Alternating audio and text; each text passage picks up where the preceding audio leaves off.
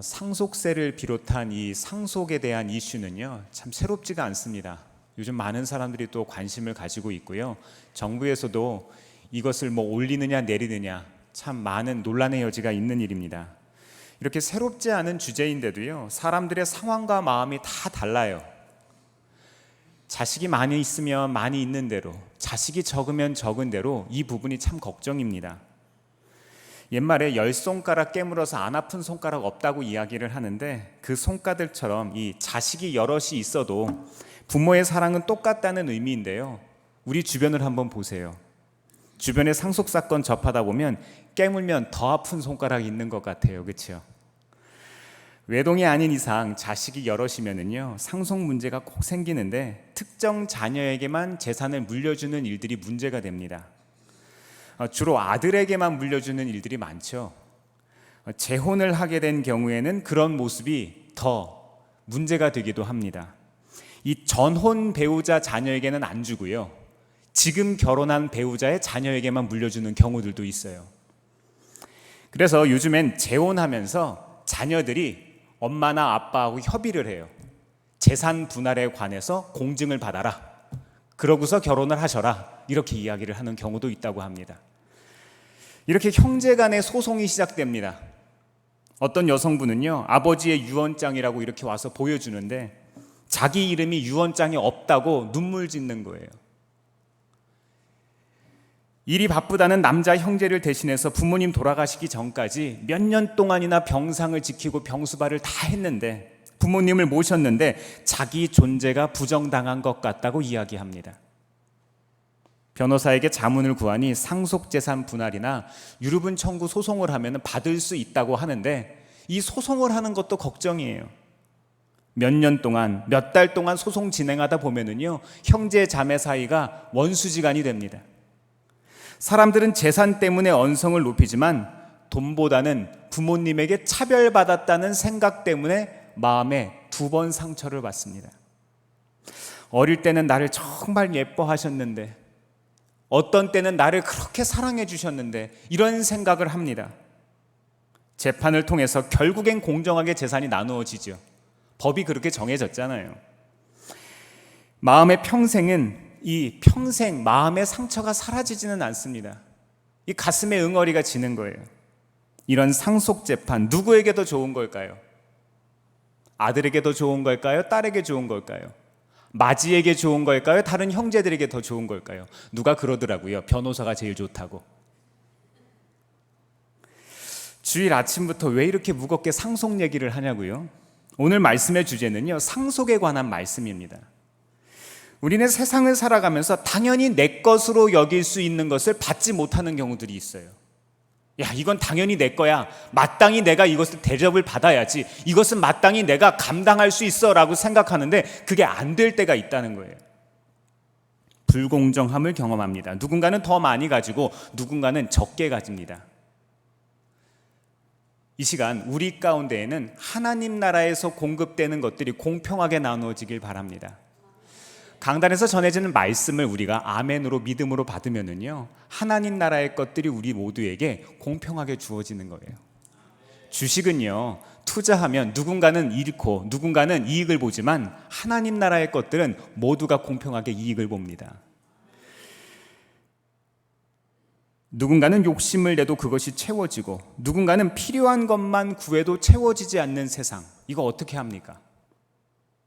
세상 것들이 다 그렇습니다. 20세기를 대표하는 사상가 에리디 프롬이라는 사람이 있어요. 이 사람이 이런 얘기를 했습니다. 소유하는 삶을 살 것인가, 존재하는 삶을 살 것인가. 우리에게 선택하라고 합니다. 이럴 때 우리는 과연 무엇을 어떻게 선택하고 살아야 할까요? 그렇다면 성경은 상속에 대해서 무엇을 어떻게 이야기하고 있을까요? 지난 몇 주 동안 함께 나눈 이 발락과 발람의 이야기 기억하시죠? 이 저주를 했던, 이스라엘을 저주하려고 했던 이 사람들, 이 이야기 바로 다음에 성경에서는요, 2번째 인구조사를 하는 내용이 나와요. 오늘 우리가 읽은 이 민수기라는 것은요, 영어로 넘버스라고 하는데, 이 사람 숫자를 센다는 것을 뜻합니다. 민수기 첫 번째 1장에 보면은요, 첫 번째 인구조사를 하고 지금 오늘 우리가 읽은 바로 이전의 말씀에 두 번째 인구조사를 하는데 여기에 아주 중요한 신학적인 의미가 숨어 있습니다. 민수기 26장 1절에서 2절 말씀 같이 한번 읽어볼까요? 시작. 연병이 지나간 뒤에 주님께서 모세와 아론의 아들 제사장 엘르아살에게 말씀하셨다. 이스라엘 자손의 온 회중의 머리수를 세어라.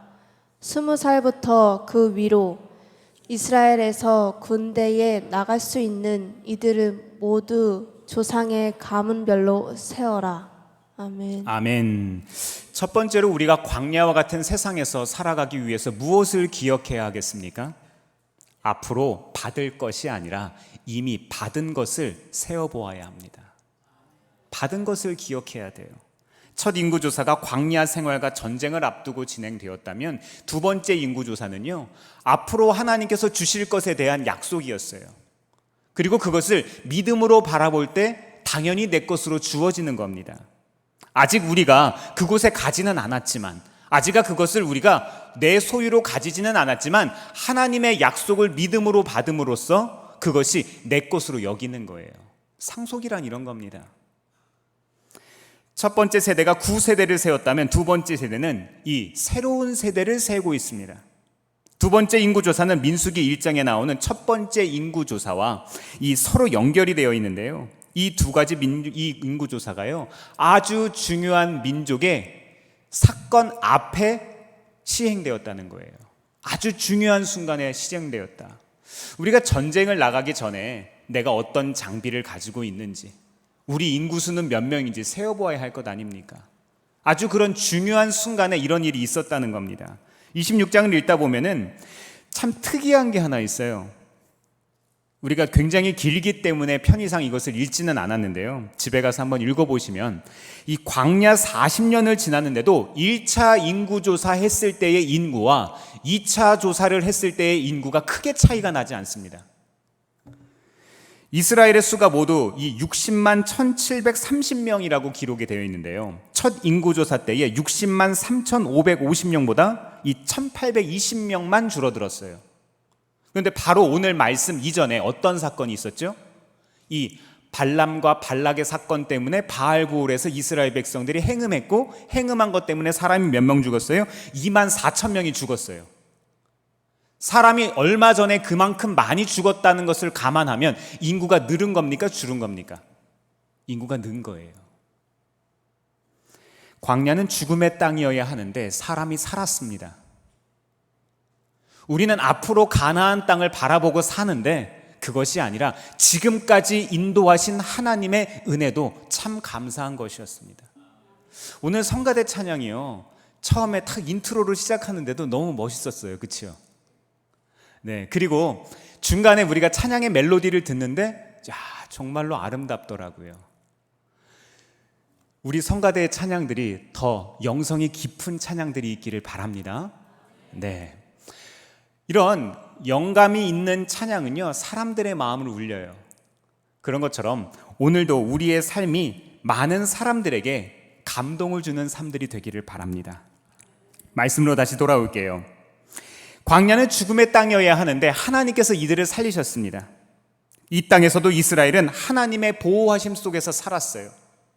아브라함에게 주셨던 약속, 자손들을요, 하늘의 별과 땅의 모래알처럼 많게 하시겠다는 그 약속을 하나님께서 지키셨습니다. 이스라엘에게 자격이 있어서가 아니었습니다. 광야에서 이들이 한 것이라고는요, 알잖아요, 불신과 불평뿐이었습니다. 이들이 하나님 앞에 저질러 온 일들을 생각하면 여기까지 온 자체가 기적입니다. 생존 자체가 어려운 광야에서 오로지 하나님의 인도하심과 은혜로 여기까지 왔습니다. 우리 삶도 한번 돌이켜보세요. 지난 2023년 전반기 우리 어떻게 지내셨습니까? 여러 가지 일들이 있었겠죠. 기억하고 싶지 않은 일들도 있었을 것이고요, 기쁜 일들도 있었을 것이고, 남에게 말하지 못할 사정도 있을 것이고, 어떤 사람은 자랑하고 싶을 만한 일들도 있을 거예요. 이것이 우리가 못해서입니까? 우리가 잘해서입니까? 아니요. 하나님이 인도해 오셨습니다. 할 수 없는 가운데 우리를 인도하신 하나님께 감사하시기를 바랍니다. 인구조사 결과를 보면 또 한 가지 더 깨달을 수 있는 것은요, 이 므낫세 지파에 관한 이야기예요. 이 사람들이 가장 많이 늘었고 시므온 지파는 반으로 줄었어요. 이것은 바알부온 음행했던 사건의 영향일 겁니다. 말씀을 보다 보면은요, 25장 14절에 사건의 주요 인물이었던 이 시므리가 시므온 지파 사람이라고 이야기합니다.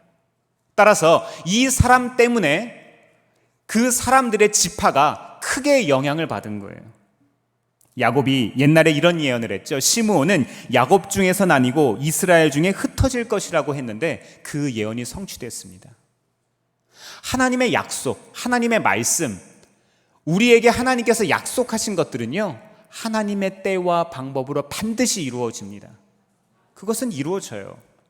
우리가 원치 않든, 우리가 원하든, 우리가 부인하든, 그것을 긍정하든 반드시 그것은 이루어집니다.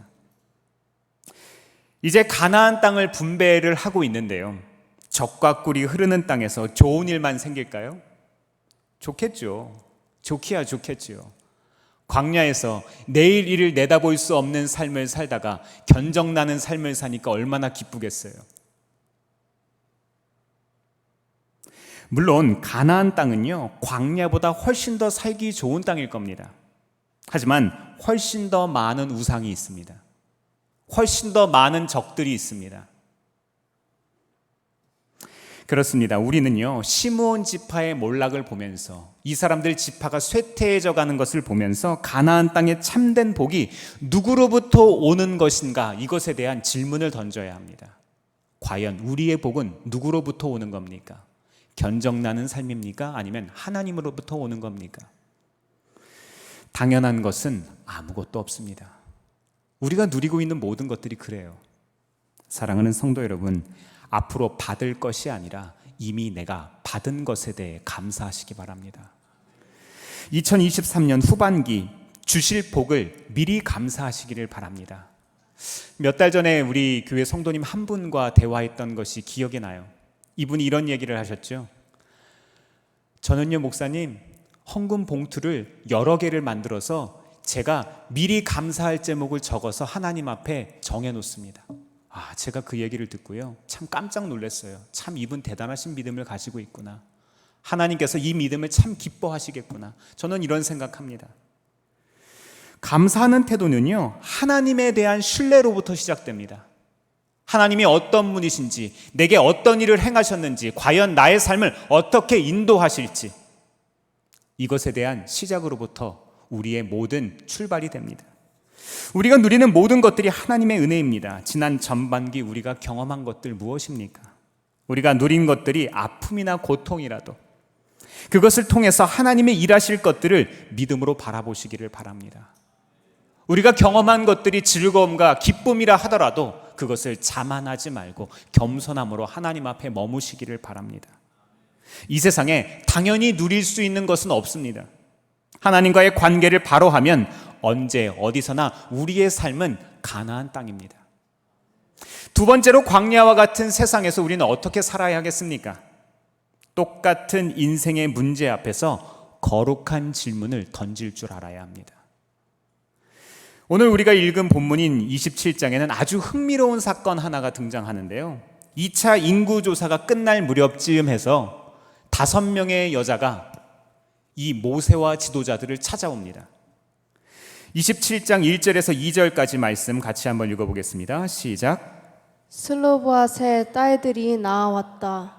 슬로보앗은 요셉의 아들인 므낫세의 가족으로서 헤벨의 아들이요 길르앗의 손자요 마길의 증손이요 므낫세의 현손이다. 그의 딸들의 이름은 말라와 노아와 호글라와 밀가와 디르사이다. 그들은 회막 어귀에서 모세와 제사장 엘르아살과 지도자들과 온 회중 앞에 서서 호소하였다. 아멘. 한창 땅이 분배되고 있는 이때 한 가지 문제가 생겼어요. 이 슬로보앗이라는 사람이 광야에서 죽어서 자녀들이 땅을 분배받아야 하는데 아들이 없는 거예요. 이 슬로보앗의 딸들은 아버지가 죽은 슬픔에다 남자 형제가 없다는 이유로 아버지의 이름이 사라질 위기에 처하니까 이 슬픔이 겹겹이 쌓입니다. 억울한 상황을 만난 거예요. 현대 사회를 살아가는 우리들은요, 이거 별거 아니라고 생각하죠. 이 뭐가 문제가 돼? 그냥 받으면 되는데, 그렇죠? 근데 그것이 아니었어요. 이 사사기 1장 13절에서 15절 말씀을 보면은요, 율법에 이런 말씀이 있습니다. 아들에게는 땅을 분배하고 딸들에게는 결혼할 때 지창금을 주어서 유산을 상속합니다. 그리고 결혼한 딸은 아들과 그리고 남편에게 연결되어서 그 집안의 기업을 이어가게 됩니다. 그러니 이 슬로보앗의 딸들은요, 지금 이 상황에 자기들이 할 수 있는 게 아무것도 없는 거예요. 이 슬로바스의 딸들은 관례보다 더 중요한 것이 가문의 유업이라는 사실을 이 시간 여기에 와서 주장하고 있는 거예요. 이거 잘못됐어요. 우리는 억울해요. 우리 어떻게 합니까? 이렇게 이야기하는 거예요. 이전에 아무도 질문하지 않았던 이 사건이, 이런 일들이 아마 있었을 거예요. 그렇죠? 그런데 이 사건이 지금 왜 하필 주제로 등장할까요? 이들이 던진 질문은요, 단지 재산을 물려받아야 한다? 단지 돈을 얼마 가지고 가야 한다? 누가 더 많이 가지고 가야 하냐? 이런 차원이 아닌 거예요. 이것은 거룩한 질문이었습니다. 슬로봇의 5딸들은 아버지가 광야에서 죽었으나 고라의 무리에 들지는 않았고 아들이 없이 자기 죄로 죽었으니 기업을 잃어버릴 이유가 없다고 이야기합니다. 이름이 잊힐 이유가 없다는 거예요. 오늘 사건의 핵심은 이거예요. 이들에게 가나안 땅은요, 하나님이 앞으로 주실 그 땅은 단순한 부동산이 아니라 하나님이 주신 기업인 거예요. 하나님의 약속인 겁니다. 하나님의 축복 그 자체인 거예요. 하나님께서 직접 분배해 주신 기업이요, 언약의 상징이었습니다. 그러니 이것을 잃어버릴 수가 없는 거예요. 내가 경험한 하나님을 내 자손들도 경험해야 할 그 땅, 이것은 잃어버릴 수가 없는 거예요. 내가 가진 이 믿음, 내 자녀들에게 흘려보내야 하는데 그 믿음의 터전이 사라져버리는 것, 이것은 있을 수 없는 거예요.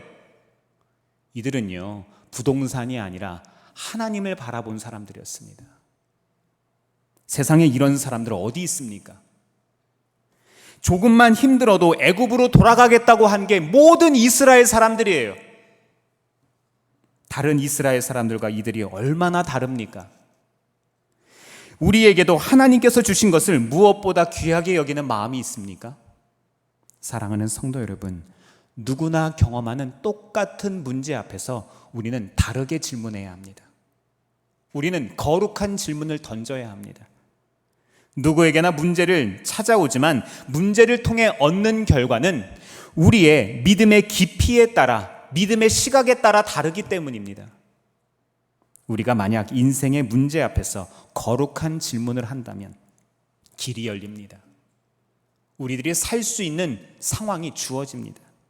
이에 모세는 슬로보앗의 딸들의 간청을 어떻게 합니까? 하나님께 전합니다. 여인들의 의견이라고 무시하지 않습니다. 굉장히 지금 바쁜 상황이잖아요. 땅을 분배해야 하고 할 일이 너무 많습니다. 많은 사람들도 만나야 할 거예요. 각 지파의 지도자들도 만났어야 하고 이 사람들도 설득해야만 하고, 우리가 말씀을 보다 보면은요, 이 사람들이 어떤 지파들은요, 땅을 분배하는 일들에 있어서 불만 가진 사람들도 있어요. 우리 더 많이 주세요. 왜 우리는 이거밖에 안 줍니까? 이런 거 다 조율해야 하지 않습니까? 그런데 모세는요, 슬로봇의 딸들의 말에 귀를 기울입니다. 왜요? 모세는 하나님의 마음이 어디에 있는지를 아는 사람이었어요. 관행이나 전통을 앞세워 묵살하지 않았습니다. 자기 생각대로 판단해서 돌려보내지도 않았어요. 하나님께서 주신 기업에 대한 소중함을 알고 있는 이 여인들의 통찰력에 감동합니다. 하나님에 대한 올바른 믿음은 올바른 행동으로 이어집니다. 오늘 본문 말씀이 우리에게 주는 또 다른 교훈은 모세와도 같이 하나님과 사람 사이를 이어줄 수 있어야 한다는 거예요. 우리들도 그런 삶을 살아가기를 바랍니다. 하나님은 우리를 통해 일하시기 때문입니다. 민수기 27장 5절에서 7절까지 말씀을 함께 읽어보겠습니다. 시작. 모세가 그들의 사정을 주님께 아뢰었다. 주님께서 모세에게 말씀하셨다. 슬로보아셀 딸들이 한 말이 옳다. 그 아버지의 남자 친족들이 유산을 물려받을 때에 너는 그들에게도 반드시 땅을 유산으로 주어라. 너는 그들의 아버지가 받을 유산이 그 딸들에게 돌아가게 하여라. 아멘. 아멘. 네, 우리가 세 번째로 광야와 같은 세상을 살아가며 기억할 것은 무엇이 있겠습니까? 하나님은 작은 목소리에도 귀를 기울이시는 분입니다. 예수님 당시만 해도요, 이 여자들이 사람 숫자를 세는데 들어가질 못했죠. 아이들도 마찬가지고요. 또 근대 사회는 18세기만 해도요, 이 민주주의가 시작되긴 했지만 철저한 가부장제 속에서 여자들에게는 참정권이 없었어요. 참정권이라는 것은 민주주의의 꽃입니다. 그렇죠? 모든 사람에게 공평한 기회가 주어지는 것, 책임이 주어지고 의무가 주어지는 것, 그렇죠? 그런데요, 이 참정권이 언제 사람들에게, 여자들에게 똑같이 주어진 줄 아세요? 미국의 경우에는 1920년, 100년밖에 안 됐어요.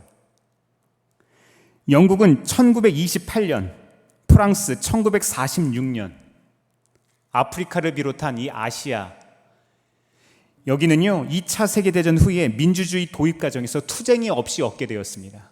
대한민국에서 요즘에 굉장히 이 페미니즘을 비롯한 여성들의 인권 운동이 활발하게 일어나고 있습니다.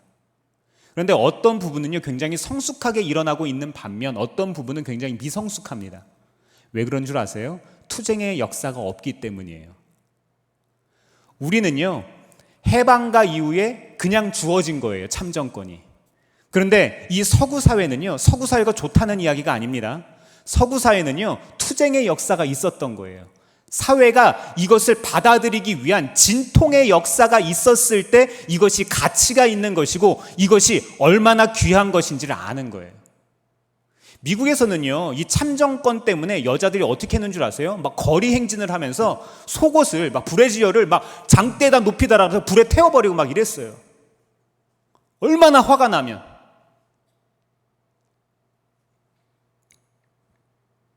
학자들에 따라 견해가 상이하지만 모세 시대는요 기원전 15세기에서 13세기의 고대 사회였습니다. 약 한 3,500년 정도 전 여자들의 인권이 어땠겠습니까? 인권이라는 건 없어요. 이스라엘 사회에서요 13세가 되기 이전까지 아이들도, 남자아이들도 마찬가지입니다. 12살까지는 엄마가 관리하거든요. 남자들이 쓰는 장막과 여자들이 쓰는 장막의 자리가 달라요. 드나들 수 없는 거예요. 철저하게 여성들은 사회의 주변부에 있어야 하는 존재들이었습니다.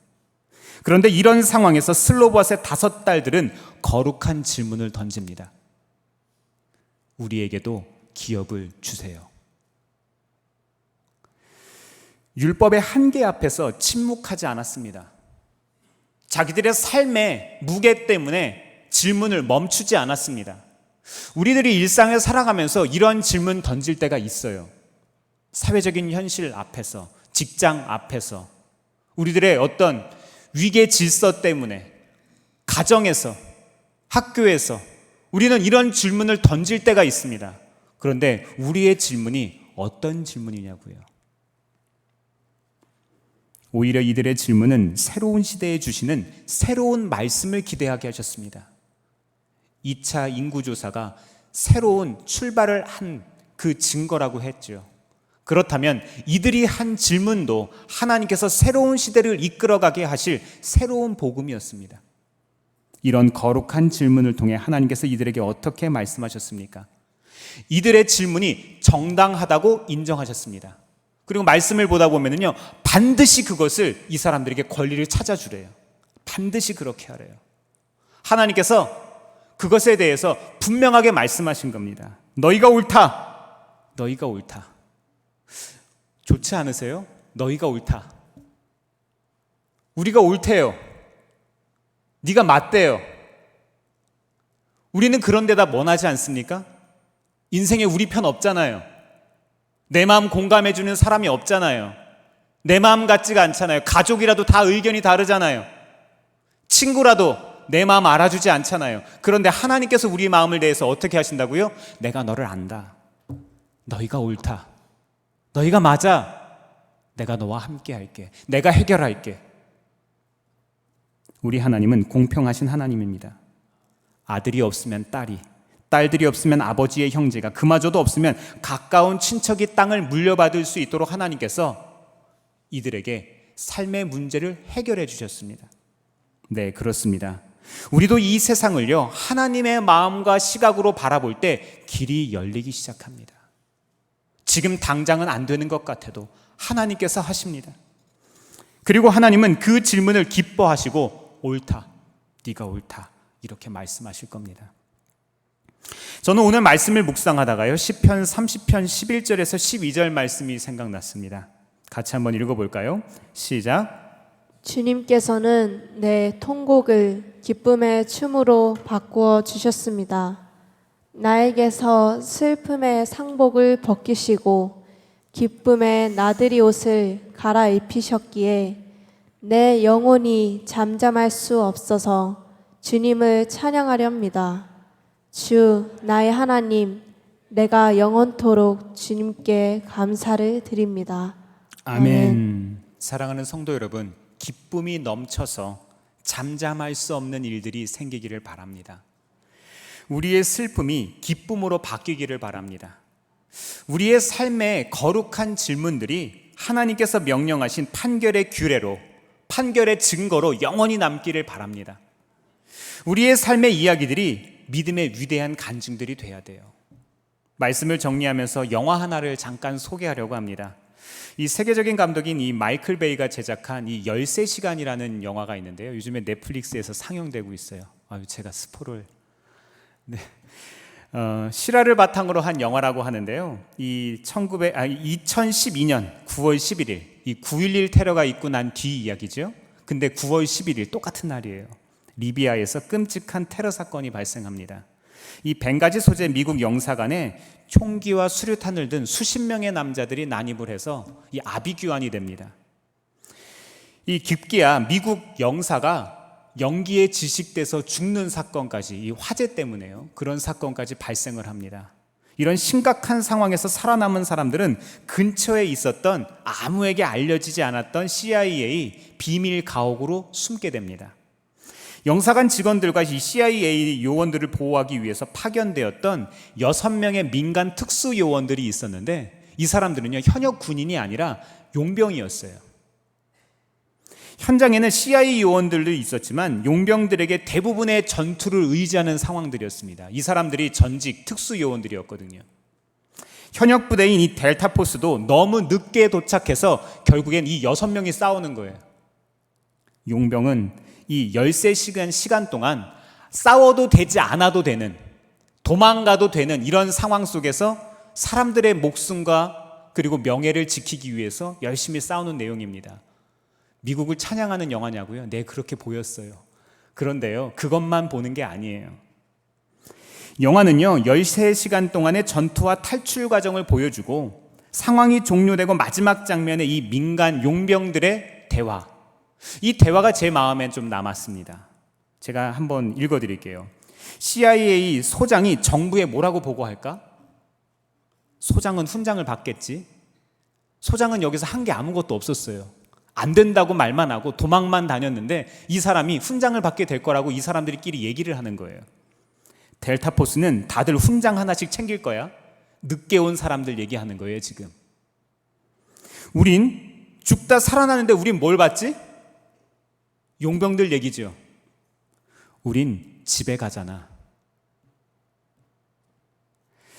이 대답이 별것 아닌 대답으로 들리십니까? 우린 집에 가잖아. 이 대답한 용병은요, 그 전날 아내하고 통화하는 장면이 나와요. 이 경제적인 상황 때문에 어쩔 수 없이 용병에 지원한 거예요. 제일 잘하는 일이 싸우는 거니까. 아이가 이미 셋인데요, 테러가 일어나기 전날 전화 통화를 하는데 아내는 숨기고 있는데 뒤에서 자기 아이가, 꼬마 아이가 아기가 생겼어요 그러는 거예요. 뱃속에 아기가 있는 거예요. 애가 벌써 넷인 거예요. 아이 셋을 이미 차 뒤에 태우고 남편이 지금 죽을지도 모르는 사지에서 싸우고 있는 상황에서 자기의 집에 밀린 청구서들이 계속해서 우편으로 오는 상황을 설명합니다. 그런데 아이들하고 식사를 하려고 맥도날드 드라이브 스루에 갔는데 거기 앞에서 주문을 하는데 아이가 햄버거 세트 25개요 라고 뒤에서 얘기하는 거예요. 말도 되지 않는 장난을 치는 거예요. 웃기세요? 웃기지가 않죠. 지금 상황이 어떤 상황이에요? 미치고 팔짝 뛰는 상황 아닙니까? 돌아버리는 상황인 거예요. 이거는 애가 셋인데 뱃속에 애가 하나 더 들어있는데 남편은 죽을지도 모르고 돈은 없고.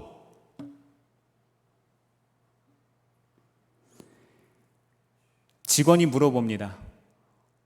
어떤 메뉴를 드릴까요? 아내가 울면서 얘기합니다. 아무거나 주세요. 아무거나 주세요.